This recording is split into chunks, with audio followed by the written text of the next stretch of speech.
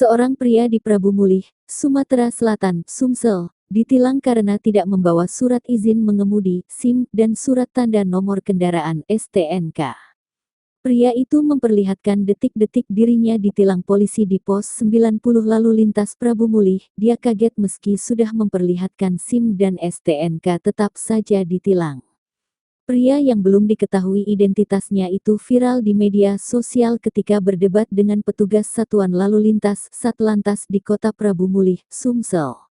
Meski memiliki alasan bahwa SIM dan STNK ada pada temannya, petugas Satlantas tetap menolak pengakuan tersebut. Video tersebut diunggah di platform TikTok oleh pengguna dengan nama akun @aditya7719 dan segera menyebar luas di berbagai media sosial.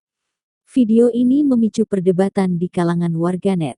Ada yang mendukung tindakan petugas Satlantas, berpendapat bahwa peraturan harus ditegakkan dengan tegas.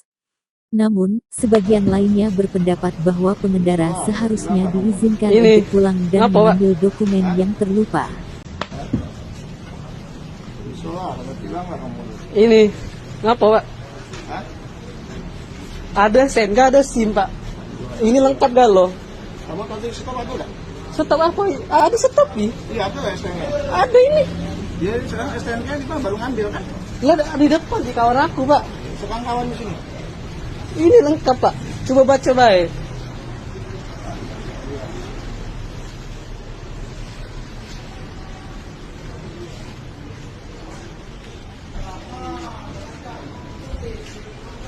Pos 90 polisi lalu lintas Prabu Mulih. Mana abang ya?